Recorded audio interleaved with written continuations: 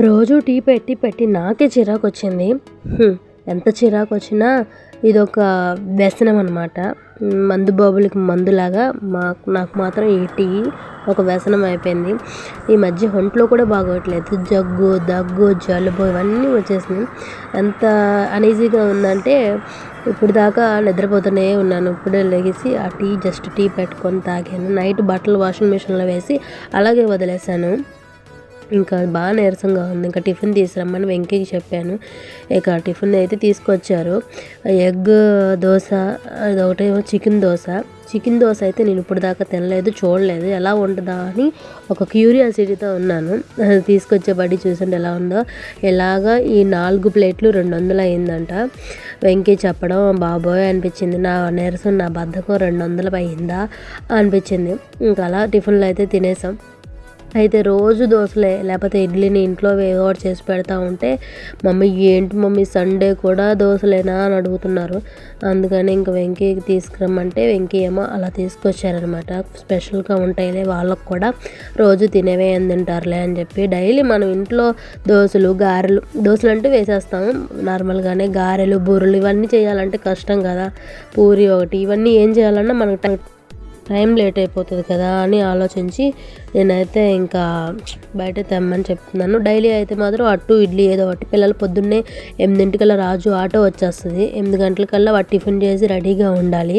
అందుకని చెప్పి వాడి కోసం దోశ పిండి ఇంట్లో ప్రిపేర్ చేస్తాను. అనేది బయట టిఫిన్ అనుకోండి, ఇంకా ఆటో వచ్చేపాటికి వీడిది అవ్వదు టిఫిన్ చేయడం. అందుకని ఇంకా బయట కన్నా కొంచెం అయ్యేలాగా ఇంట్లోనే ఉప్మానో ఇలాంటివి ఏమైనా ప్రిపేర్ చేస్తే ఉప్మా కూడా తినడు. దోశ అంటే ఆ 2-3 దోశలు అలా తినేసి వెళ్ళిపోతాడు. ఇంకా నేనైతే మళ్ళీ ఆ టీ వేడి చేసుకొని అలా ప్రశాంతంగా కూర్చున్నా. ఇంకా మిషన్లో రాత్రి ఓపిక లేక నీరసం వచ్చి మొత్తం అలాగే వదిలేసాను. అవి అయితే వేసేసాను, తీసి పక్కన పెట్టామని. నీరు వారిపోయినాయి, ఆరేయాలి. ఇంకా నైట్ ఇంక విడిచిన బట్టలు ఇంకా ఉంటాయి కదా, అవి మాత్రం అలా వేసి వదిలేసాను. మార్నింగ్ చూసుకుందాంలే అని చెప్పి. సండేనే కదా, ఇంకా ఏదో ఒకటి ఇంకా సండేనే కాబట్టి ఇంటికాడే ఉంటాను రేపు. డ్యూటీకి వెళ్ళకంటే నీరసాన్ని తగ్గట్లేదని. ఇంక ఈ కోడ్ చూడండి, పైన పెడతా ఉంటే అది ఎప్పుడు కిందకు వచ్చేస్తూ ఉంటుంది. ఇంకా అన్నీ ఒకదాని తర్వాత ఒకటి చదువుకుంటూ ఉన్నాను. బాగా రాత్రి గాలి వాన ఎక్కువగా ఉండేపాటికి ఇవన్నీ కింద పడిపోయి మెస్సీగా అయిపోయింది. ఈ కోడి కూడా మొత్తం పీకి పాకం పెడతా ఉంటుంది అనమాట. ఇంకా క్లీన్ చేసి పెట్టుకున్నాను కదా, అవన్నీ ఇట్లా అవుతున్నాను. ఎంత రుద్దినా కూడా ఈ సందులో టైల్స్ ఏంటో మరి మురుగుగానే ఉంటాయి, నచ్చవు నాకు అస్సలు. ఇంకా లోపల అయితే బాగానే ఉంటుంది వైట్ ఫ్లోరింగ్, మనం క్లీన్ చేసుకునే విధానం బట్టి క్లీన్గా ఉంటాయి. అలాగా నేను ఇంకా లోపల పని చేసుకుంటూ ఉండగా బయటేమో ఇంకా పిల్లలు ఏం చేస్తున్నారంటే ఎదురు అన్నయ్య వాళ్ళు చర్చికి లేరు. సో అప్పచెప్పి వెళ్ళేపాటికి వీళ్ళు ఏం చేస్తున్నారని చూస్తే చిన్నోడేమో కిందకి వెళ్ళిపోయాడు. మా చిన్నోడు వాడు కలిపి ఇంకెలా టీవీ చూస్తూ ఉన్నారు. డీజే టీలు సాంగ్స్ పెట్టుకొని వింటూ ఉన్నారు. ఇంకేంటంటే ఊడ్చినప్పుడు పైన గట్టమే పెట్టేశారు చెప్పులు, బయట ఉంటారు కదా అని చెప్పి అవన్నీ కింద వేసి ఇప్పుడు అది శుభ్రం చేసి పెడుతున్నాను. తర్వాత బట్టలు ఆరేద్దామని చూస్తే దండాలు బట్టలు చూసారు ఎలా ఉన్నాయో. మేము 3 హౌసెస్ వాళ్ళం కూడా ఇక్కడ ఆరేసుకుంటూ ఉంటాం. ఎక్కువగా మా సైడ్ ఇంకొకరు ఉంటారు, వాళ్ళు అయితే ఆరేయరు. ఇంకా బట్టలు చూసారు కదా, ఆ వాటర్ వదిలేసాను. అందులో ఉన్నవి 2 జతలే, నాదొకటి ఆయనదొకటి, నైట్ విడిచిన జతలు. ఇంకా మిగతా ఇవన్నీ కూడా యూనిఫామ్ కానీ పిల్లలు ఇవన్నీ బట్టలు కూడా షర్ట్స్ వరకు ఇక్కడ కింద తాడు మీద వేసి పెద్ద అన్ని పైన డాబా మీద వేద్దాం. ఎండకి మంచిగా ఆరిపోతాయి. ఆల్రెడీ వాటర్ అన్నీ పోయి ఉన్నాయి కదా, ఆరిపోతాయి అని చెప్పి అనుకున్నా. మిగతాయి కూడా జాడిచ్చేసి వేసేద్దామని ట్యాప్ తిప్పితే ఆ ట్యాప్లో వాటర్ అన్నీ వచ్చి మీద పడుతూ ఉన్నాయి. డ్రెస్ అంతా తడిసిపోతుంది, అందుకని ఆపేసాను. ఇవి వేసేసిన తర్వాత అప్పుడు చూద్దాంలే దాని సంగతి అని. నేను ఒక్కరోజే మధ్యలో బ్రేక్ ఇచ్చింది. ఒకరోజు బ్రేక్ ఇచ్చి మరుసటి రోజు ఉతుకుతూ ఉంటాను. అయినా చూడండి ఎన్ని బట్టలు అయిపోతూ ఉన్నాయో. స్కూల్కి వెళ్ళేటప్పుడు మార్నింగ్ ఒక జతలో ఉంటారు కదా, అవి విడిచేస్తారు, యూనిఫామ్ వేసుకుంటారు. యూనిఫామ్ విడిచేసి మళ్ళీ ఇంకో జత వేసుకుంటారు. అది బాగోపోతే చెమటలు పట్టేసి ఉంటారు కదా, నేను పడుకునే ముందు స్నానం చేపిస్తాను ఇంకో జత అనమాట. అలా రోజుకు 3 జతలు పడుతున్నాయి ఒక్కొక్కరివి. వెంకి కూడా అంతే, మార్నింగ్ ఉన్న జతతో వదిలేసి స్నానం చేసి వేరే డ్రెస్ వేసుకొని వెళ్తారు. మళ్ళీ వచ్చిన తర్వాత నైట్ డ్రెస్ వేసుకుంటారు, మళ్ళీ వెళ్ళేటప్పుడు మళ్ళీ వేరే బట్టలు. అలాగా వెంకి కూడా 3 జతలు అయిపోతాయి. నాది కూడా అంతే, నైట్ డ్రెస్, మార్నింగ్ డ్యూటీకి ఒక డ్రెస్, డ్యూటీ నుంచి రాగానే ఫ్రెష్ అప్ అయిపోయి ఇంకో డ్రెస్. అలా నలుగురి 3 జతలు చొప్పున పడిపోతాయి. ఒక్క రోజు బ్రేక్ ఇచ్చినా ఇన్ని బట్టలు ఉన్నాయి. అదే 2 డేస్ అలాగ ఆగితే ఇంకెన్ని అయిపోతాయి. ఆ బకెట్ సరిపోలేదని చెప్పి మళ్ళీ వేరే బకెట్లో ట్రాన్స్ఫర్ చేస్తున్నాను. ఈ మధ్య నాకు ఓసిడి ఎక్కువైపోయిందనమాట. ప్రతి దానికి చేయి కడుక్కోవాల్సి వస్తుంది, ప్రతి దానికి కాలు కడుక్కోవాల్సి వస్తున్నాయి. ఎందుకో తెలియదు కానీ అంత చిరాకు ఎక్కువైపోయిందనమాట. అలా అలవాటు కూడా అయిపోయింది. ఇంకా వాషింగ్ మిషన్ అంటే నేను ఏమనుకునేదానంటే ఇంకా మనకి ఉతికి జాడిచ్చి ఆరేసే పని, బట్టల పని అనేది అసలు ఉండదులే అనుకున్నాను. కానీ మన వాషింగ్ మిషన్ ఏంటంటే ఫ్యామిలీ వాళ్ళకి, అంటే నాలాగా 2 పిల్లలు 2 భార్యాభర్తలు ఉన్న ఫ్యామిలీకి అయితే సింపుల్గా సరిపోతుంది చక్కగా. అయితే వాటర్ కూడా నేను ఇలా వదిలేస్తాను కదా, ఇదే రెండవసారి కూడా జాడిచ్చేస్తుంది. ఆ జాడిచ్చిన తర్వాత కూడా వాటర్ వదిలేస్తాను. మళ్ళీ రెండోసారి మనకు కావాలనుకుంటే వాటర్ మురుగుని బట్టి మళ్ళీ వేసుకోవచ్చు. మీకు తర్వాత అది కూడా చూపిస్తాను. ఇక ఈ 2 చేతులు నైట్ పెట్టాను కదా, మళ్ళీ ఏమైనా స్మెల్ వస్తుందేమో అని చెప్పి మళ్ళీ లైట్గా కొంచెం సరిపేసి మళ్ళీ ఒక 10 నిమిషాలు మళ్ళీ ఒక రౌండ్ వేస్తే సరిపోతుందిలే అని చెప్పి అలా వేసాను. అవి ఉతుకుతూ ఉన్నాయి, జాడీ చేస్తూ ఉన్నాయి. ఇక నేనైతే ఈలోపు దాని పని చూస్తూ ఉంటే మధ్య మధ్యలో అవి చూసుకుంటూ ఉన్నాను. లోపల వెళ్ళి కాసేపు రెస్ట్ తీసుకుంటూ ఉన్నాను. అసలు బాగాలేదని చెప్పాను కదా, టిఫిన్ చేసేపాటికి కొంచెం ఎనర్జీ వచ్చింది. అది కాక నైట్ ఏమో ఇంకా నా బాగా చూడలేక వెంకీ ఏమో తీసుకెళ్ళి ఇంజెక్షన్స్ చేయించారు బయట. మా హాస్పిటల్కి వెళ్ళాలంటే ఇక్కడి నుంచి చాలా దూరం, మళ్ళీ ఆ టైంలో వెళ్ళినా ఉండరు కదా అని చెప్పి బయట వేరే హాస్పిటల్కి వెళ్ళి అక్కడ చూపించుకున్నాను. అంత బాధగా అనిపించింది. లేకపోతే నేనే ఇంజెక్షన్ చేయించమని చెప్పి అడిగేదాన్ని కాదు, నేనే వెళ్దామని చెప్పి వెంకీని ఇబ్బంది పెట్టి మరీ తీసుకెళ్ళాను. అంత నీరసంగా అంటేనే నేను టాబ్లెట్స్ కానీ ఇంజెక్షన్స్ కానీ చేయించుకుంటాను. లేదా ప్రతిదానికి మందులు టాబ్లెట్లు అంటూ కూర్చోను. టాబ్లెట్స్ అంటే వాడతాను కానీ ఇంజెక్షన్స్ అంటే అసలు ఎక్కువగా చేయించుకొని తక్కువ. చిన్నప్పుడైతే రేర్గా అలా చూసి చేయించుకుంటూ ఉండేదాన్ని కానీ ఇంజెక్షన్స్ చాలా తక్కువ అయిపోయింది ఇప్పుడు. ఎప్పుడో ఒకసారి ఇలా బాగోపోతే అంత నీరసంగా ఉంది. అది కాక డేట్ టైం ఇంకా బాగా ఎక్కువ నీరసం అయిపోయిందనమాట. ఇంకా మన కోడిగాడు చూడండి ఎలా ఉన్నాడు, ఒక చోట పెట్టిన దగ్గర మాత్రం ఉండడు, మిగతా పార్ట్స్ అన్నీ తిరుగుతూ ఉంటాడు. ఇంకా చిన్న చిన్న బట్టలు అన్నీ ఆరేసేసాను. వాటర్ చూసారా, అది జాడిచ్చేసిన తర్వాత వాటర్ ఇంకెందులో నేనంటే వీళ్ళ జోబిల్లో డబ్బులు రూపాయి 10 రూపాయలు దొరుకుతూ ఉంటాయి అనమాట. నాకు 10 రూపాయలు కాదులేండి, రూపాయి 2 రూపాయలు 5 రూపీస్ అలాగా. ఇంకా ఆ తర్వాత బట్టలు అన్నీ తీసేసుకొని ఆ వాషింగ్ మిషన్ వాటర్ వదిలేసి వెళ్ళాను. నేను పైకి వెళ్ళి వచ్చేప్పటికి వాటర్ పోయిద్ది, శుభ్రంగా ఆరిద్దిలే అని చెప్పి అనుకొని వెళ్ళాను. బట్టలు చూసారా, 2 బకెట్లు. ఈ బకెట్ సగానికి ఎక్కి మళ్ళీ ఆ బకెట్ కూడా తీసుకెళ్తాను. ఎందుకంటే ఒకేసారి ఎక్కి దిగాలన్నా కష్టమే కదా, ఒక ఫ్లోరు డబ్బా పైన ఆరేద్దాం, చాలా బట్టలు ఉన్నాయని చెప్పి ఇలా డాబా మీదకి వెళ్ళిపోతున్నాను. ఒకేసారి 2 తీసుకెళ్ళాలన్నా కష్టం, మళ్ళీ ఒకేసారి వచ్చి ఇంకో బకెట్ తీసుకెళ్ళాలన్నా కష్టం. అందుకని 2 స్టెప్పులు తీసుకెళ్తా ఉన్నాను. పిల్లలు అయితే ఉన్నారు, వాళ్ళని పిలిచి చేయించుకోవచ్చు. కానీ నాకు ఎందుకంటే స్లోగా చేసుకుందాం, నిదానంగా, పిల్లల్ని ఇబ్బంది పెట్టడం ఎందుకులే, వాళ్ళు ఉన్నది సండే ఒకరోజే కదా అని చెప్పి ఎందుకు అనిపించి ఇంక వాళ్ళకి చెప్పకుండా నిదానంగా నేనే తీసుకొచ్చుకుంటున్నాను. పైన అంత ఎండగా కూడా లేదు, మబ్బుగానే ఉంది. ఆరేసేద్దాంలే, అయ్యే గాలికి ఆరుగా ఉంటాయి. ఏంటంటే నైటే నేను జాడిచ్చేసి ఆ కుర్చీలో వేసి పెట్టేశాను అనమాట. మిగతా బట్టలు అంటే ఆరేయాలి, నైట్ ఆరేయలేదు, ఆరేయకంటే వదిలేసాను. నైట్ టైం ఆరేయడం ఎందుకులే అని చెప్పి. అది కాక బయట బట్టలు చూసారు కదా, దండాలు అయితే ఖాళీ లేవు, అందుకని ఆరేయలేదు. ఇంకా మిగతా బట్టలన్నీ కూడా ఆరేసుకుంటాను. కొన్ని బట్టలు ఏమో లాస్ట్లో తీసిన 2 జతలు మాత్రం వాటర్ ఉన్నాయి, అవి వరకు పిండుకుంటున్నాను. మిగతా అన్నీ కూడా అసలు వాటర్ కారట్లేదు. 1 గంట మంచిగా ఎండబడితే శుభ్రంగా ఆరిపోతాయి అనమాట బట్టలన్నీ కూడా. 3 దండాలు బట్టలు వచ్చినాయి. నాకే భయం, 3 కింద 1 దండం ఆరేసా కదా, 4 దండాలు బట్టలు వచ్చినాయి. ఒక్కరోజు ఆడవాళ్ళు ఇంట్లో పని కనుక ఆగితే ఇల్లు ఎలా ఉండాలంటే అలా ఉంటుంది కదా. ఇక నా ఇంట్లోనే కాదు, చాలా ఇళ్ళల్లో ఇదే జరిగేది. ఒక్కరోజు మా పనులు మేము ఆపేస్తే ఎలా ఉంటుందో అలాగే మగవాళ్ళు కూడా బయట కష్టపడడానికి ఒక్కరోజు వెళ్ళడం ఆపేసినా అలాగే మైనస్ అయిపోతూ ఉంటుంది. ఇంకా ప్లస్ ఏంటంటే లేడీస్కి ఒకేసారి చేసేసుకోవచ్చు 2 రోజుల పని, కానీ మగవాళ్ళది అలా ఉండదు, ఒకేసారి అమౌంట్ రాదు. దాంతో ఏంటంటే అడ్జస్ట్మెంట్స్ ఎక్కువైపోతాయి, అడ్జస్ట్మెంట్స్ చేసుకోవడం కష్టమైపోతుంది అనమాట. అలాగా మగవాళ్ళకి ఆడవాళ్ళకి అన్ని తేడాలు ఉన్నాయి. మగవాళ్ళు చేసినట్టుగా ఆడవాళ్ళు చేయలేరు, ఆడవాళ్ళు చేసినట్టుగా మగవాళ్ళు చేయలేరు. ఇప్పుడున్న సమాజంలో ఏంటంటే మగవాళ్ళతో పోటీగా ఆడవాళ్ళు కూడా పరిగెడుతున్నారు. అయితే కొంతమంది మాటలు ఏమంటారంటే, కొంతమంది రూమర్స్ ఏమంటారంటే, మేము చేసినట్టు మీరు చేయలేరు, మేము కష్టపడినట్టు మీరు కష్టపడలేరు, మేము చేసినట్టు చేస్తే మీకు అప్పుడు తెలుస్తుంది అంటారు. వాస్తవానికి అదే మాటలో రివర్స్లో మనం చెప్తే, మేము చేసినట్టు మీరు చేయండి అని చెప్తే వాళ్ళు ఏమైపోతారో అని కూడా భయం వేస్తూ ఉంటుంది నాకు నిజంగా. ఎందుకంటే ఇంట్లోని ఒక ఆపుకొని బయట ఏంటంటే ఆ రోజు చేయడం ఉంటుంది. ఇంట్లో అనుకో అలా కాదు, ఒకరోజు ఆపామంటే ఆ రోజుది రెండో రోజుది కూడా మనమే చేసుకోవాల్సి వస్తుంది కదా, అదనమాట పొజిషను. ఇంకా అలాగ బట్టలన్నీ ఆరేసేసి వచ్చి ఇలా ఇందాడు గట్టు మీద చెప్పులు తీసాను కదా, అక్కడ కూర్చున్నాను. ఇక ఎదురు వాళ్ళతో మాట్లాడుతూ కూర్చున్నాను. బట్టలు ఆరేసాను. వాళ్ళు అంటా ఉన్నారు, బాగోలేనప్పుడు ఎందుకు వదినా అవన్నీ చేయడం అని చెప్పి. బాగోలేదని మనం వదిలేస్తే అది అలాగే ఉండిపోతాయి కదా, చిరాకుగా ఉంటుంది. ఇంకెవరున్నారు చేస్తారు చెప్పు, మగపిల్లలు కదా, ముగ్గురు మగవాళ్ళే కదా అని చెప్పి నేను వాళ్ళతో కాసేపు మాట్లాడుకుంటూ ఉన్నాను. ఇంకా బయటకు వచ్చేపాటికి నీళ్ళన్నీ వారిపోయినాయి. వాషింగ్ మిషన్ ఎందాడు వదిలేసాను కదా, ఇంకా అది ఒకసారి శుభ్రంగా కడిగి పెట్టుకుంటున్నాను. కడిగితే వాసన రాదు, సరుపు వాసన ఉంటుంది, వేరే వాసన కాదు, సరుపు వాసన ఉంటుంది. ఆ సరుపు వాసన పోయిద్దని చెప్పి కడిగేసి ఇలా డోర్ వేసేసాను. ఇంకా దీని ప్లేస్ అయితే ఇది కాదు, దీన్ని మార్చేయాలి, వేరే చోటుకి మార్చేస్తాను. చెప్తున్నా కదా, చిన్నగా మాలాంటి ఇద్దరు పిల్లలు, ఇద్దరు పెద్దవాళ్ళు ఉన్న ఫ్యామిలీకి అయితే కరెక్ట్గా సరిపోతుంది. మినీది చాలా చిన్నది కదా మిషను, అయినా సరే కరెక్ట్గా సరిపోతుంది. అంటే కరెంట్ బిల్లు సేవ్ అవుతుంది, పని కూడా సేవ్ అవుతుంది, టైం వేస్ట్ అవుతుంది ఎక్కువగా. ఇంకా జాడింపు కూడా దీంట్లోనే కాబట్టి మనం తీసుకొని ఆరవేసుకోవాలి, అదొక్క పని. అయితే మా వెంకీ అంటూ ఉంటారు, వాషింగ్ మిషన్ కొన్న కాడ నుంచి బాగా ఇదైపోతున్నావు అని చెప్పి. వాషింగ్ మిషన్ కొంటే దానివల్ల నిజమే, కాకపోతే కొంచెం సేఫ్ అయ్యాను నేను. ఎందుకంటే అది ఉతకడం పని తగ్గింది, నాకు జాడించడం తగ్గింది.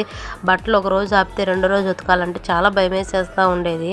ఆ భుజాలన్నీ నొప్పులు పుట్టేసి ఇంకా చాలా కష్టంగా అనిపించేది. ఇంకా ఈ కోడికి ఏంటంటే తోక మొత్తం పీకేశారనమాట. మన పాతింటి కాడ ఉన్నప్పుడు ఒక 2 months అయిపోయింది మొత్తం. అక్కడ పాతింటి కాడ ఉన్నప్పుడు 1 month, మనం ఈ కొత్త ఇంటికి వచ్చాక 1 month.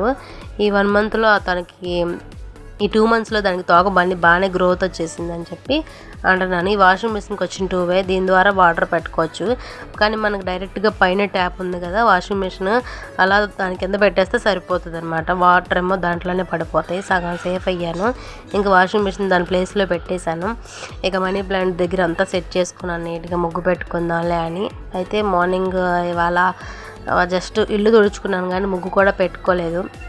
ఆ బయట కుర్చీలో బట్టలు దీని మీద వేసాను. కింద వేస్తే ఏంటంటే వాటర్ పడతాయి, వేయడానికి కూడా మనకు అవకాశం లేదు. ఆ అదే ఇనప గేట్లు ఉన్నాయి కదా, దానివల్ల ఇంక ఇల్లంతా నీట్గా సదిరి పెట్టుకున్నాను. ఇంక ఇక్కడ ఏంటంటే దేవుడి దగ్గర ఇంక సదరడానికి అవకాశం లేదు, ముట్టుకోవడానికి అవకాశం లేదు, కానీ దగ్గరికి వెళ్ళలేదు, చాలా దూరంలో ఉన్నాను చూడండి. ఇంకా ఏంటంటే నాకు కాసేపు అలా ముచ్చట్లాడడం ఇష్టం కన్నయ్యతో. మీరు ఇదేంటో పెద్ద హెచ్చులుగా అనుకుంటారేమో, అనుకున్న వాళ్ళు అనుకోండి, ఎవరి ఒపీనియన్ వాళ్ళది, మనం ఏం చేయలేం దానికి. నాకైతే చాలా ఇష్టం. మా ఆయనతో ఎక్కువగా ముచ్చట్లాడుతూ ఉంటాను, మా ఆయనకి ఏమో ఇంట్రెస్ట్ ఉండదు. దాంతో ఇంకా నేను చిన్న కన్నయ్యతో మాట్లాడుకుంటూ ఉంటాను. ఇక్కడ ఏం చూసారా, ఏనుగు బొమ్మలు అవి ఒకేసారి తీసుకొచ్చారు. ఆ ఏనుగు బొమ్మ దగ్గర గుడ్డు పెట్టాను, ఎందుకంటే బల్లులు ఎక్కువగా ఉన్నాయి ఇంట్లో. కలబంద కూడా తెద్దాం అనుకుంటున్నా, కుదరట్లా. సరే ముందు బళ్ళు పెడితే గుడ్డు పెడితే ముందు బల్లెలు రాకుండా ఉంటాయిలా అని చెప్పి అలా పెట్టాను. నేను ఇవన్నీ చేసుకుంటూ ఉన్నాను నిదానంగా. ఇంక వీడు చూసారు ఏం చేస్తున్నాడో, వేరే ఫోన్లో మూవీ చూస్తున్నాడు. ఆడుకోమంటే వీడేమో ఆడుకుంటున్నాడేమో అనుకున్నాను నేను, బయట ఆడుకోకుండా ఇలా మూవీలో ఫోన్ పెట్టుకొని ఏదో మూవీయో గేమో ఏదో సంథింగ్ చేసుకున్నారు. కనీసం ఫ్యాన్ కూడా వేసుకోలేదు, కిటికీ డోర్స్ కూడా ఓపెన్ చేయలేదు. ఆ చెమటకు అలా మగ్గిపోతున్నాడు అని చెప్పి నేను ఇంకా ఎండలో బట్టలు ఆరేసి వచ్చాను కదా, ఇంక నాకు వచ్చేపాటికి కళ్ళు తిరిగినట్టు అనిపించింది, నీరసం అనిపించింది. వాస్తవానికి ఇంట్లో ఉన్నది రెస్ట్ తీసుకుందాం కదా అని ఉన్నాను, కానీ నాకేంటంటే ఇప్పుడు అలా పడుకున్నానంటే ఇంకా ఎక్కువైపోతుంది. నా కళ్ళల్లో తెలుస్తూ ఉంటుంది, ఆవిర్లు వస్తూ ఉన్నాయి వేడిగా. ట్యాబ్లెట్స్ వేసేసుకొని మొండిగా నిదానంగా పని చేసుకుంటూ ఉన్నాను.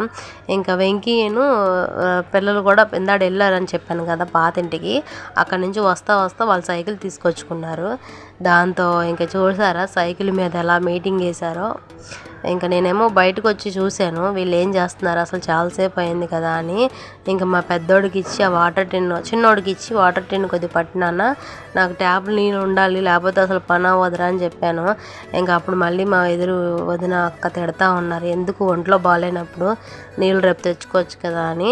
అవి ఏంటంటే తాగే నీళ్ళు మాత్రం ఏ రోజుకి ఆ రోజే ఫిల్టర్ చేసుకొని అవి నిల్వ హల్వా చేసుకొని తాగలేను నేను, ఎందుకో నాకు అర్థం కాదు. కానీ నా మెంటాలిటీ అది. ఆ ట్యాప్లో నీళ్ళు తాగితేనే తాగినట్టు ఉంటుంది. నీళ్ళు లేకపోతే నాకు అసలు ఏమీ లేనట్టుగా ఉంటుంది. ఇంట్లో నీళ్ళు మాత్రం నిండుగా ఉండాలి ఎప్పటికప్పుడే. ఇంకా పిల్లలు కూడా ఇలా చేస్తున్నారు. ఆ టిన్ను కూడా నిండిపోయి ఉందని కదా, వెళ్ళి తీసుకొద్దాం, వాళ్ళు ఏం చేస్తున్నారు ఘనకార్యం చూసి వద్దామని చెప్పి ఇంక నేనే నిదానంగా దిగాను. చెప్పులేమో హీల్స్ అవి.